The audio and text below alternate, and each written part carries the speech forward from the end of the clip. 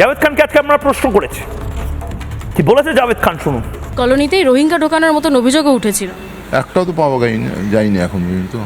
অনেকের আধার কার্ড ছিল না, অনেক কিছু। না, তো সেইখানে কাউন্সিলরকে জিজ্ঞেস করুন, সেইখানে যারা আছে পুলিশকে জিজ্ঞেস করুন, একটাও রোহিঙ্গা একটা বাংলাদেশি ধরা পড়েনি কেন? বিধানসভার এমএলএ। হ্যাঁ, তো আমি তো বলছি তো, একটা তো রোহিঙ্গা ধরা পড়লো না, একটা তো বাংলাদেশি এখান থেকে পুশব্যাক হলো না।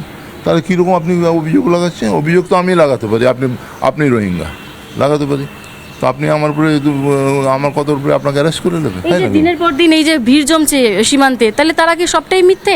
তৃণমূলের আমলে কি সবটাই মিথ্যে হলো তাহলে? আমি বলছি কোথায় ভিড় জমছে, খারাপ ভিড় জমাচ্ছে ও আমি জানি না, আমি ওর সম্বন্ধে যেটা জানি না সেই সম্বন্ধে আমি কোনো মন্তব্য করব না। কিন্তু আপনি আমার যেটা বলেছেন রোহিঙ্গার ব্যাপারে বলেছেন, আপনারা এতদিন যারা অভিযোগ করেছে, একটা পুলিশ কেস করেছে তাদের বিরুদ্ধে, একটা ধরা পড়েছে, তারা কেন হয়নি? নীলাদ্রিদা, এই জাভেদ খান আজকে যেটা বলল তার একটা পার্ট খুব গুরুত্বপূর্ণ।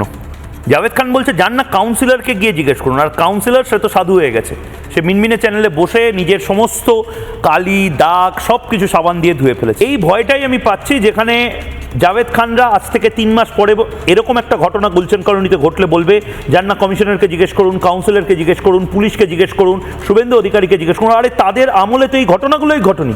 আর সুশান্ত ঘোষরা ততক্ষণে হয়তো প্লেন করে অন্য রাজ্যে অন্য দেশে উড়ে গেছে।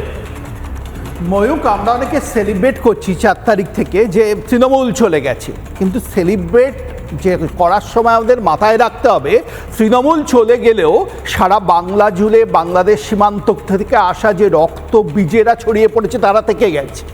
তৃণমূল চলে গেছে, তারা তো ফেসিলিটেটার ছিল, কিন্তু মূল যারা বাংলার জনজীবনকে বিপর্যস্ত করে দিতে পারে সেই রক্ত বীজেরা গুলশান কলোনির মতো আনাচে কানাচে থেকে গেছে, তাদের রক্ষাকর্তা হিসেবে জাভেদ খানরা থেকে গেছে।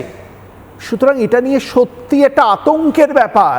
এটা নিয়ে ডিটেক্ট, দাদা যেটা বলছিলেন, এটা ডিটেক্ট করার মেকানিজমটা খুব দরকার। এরা কোথায় কখন কিভাবে গা ঢাকা দিচ্ছে, মাঝে মাঝে পালিয়ে, আমরা বলছি না বাংলাদেশ সীমান্ত দিয়ে কত লোক চলে যাচ্ছে, কত যে থেকে যাচ্ছে সেটা আমরা দেখছি না। এই চলে যাওয়াটাও নাটক। মানুষকে দেখুন, আমরা তো চলে গেছি, কিন্তু কত রক্তবীজ যে এখানে আনাচে কানাচে লুকিয়ে বসে আছে আমার আপনার মাঝখানে, সেটা ভাবতে হবে। এদের ডিটেক্ট করার একটা মেকানিজম দরকার, যে মেকানিজম দিয়ে প্রত্যেকটা রক্তবীজকে আনাচে কানাচ থেকে পাড়ায় পাড়ায় রক্তবীজদের আমরা শনাক্ত করব। সাধারণ মানুষদেরও এগিয়ে আসতে হবে ময়ূক এই কাজে, সরকার একা পারবে না। আমি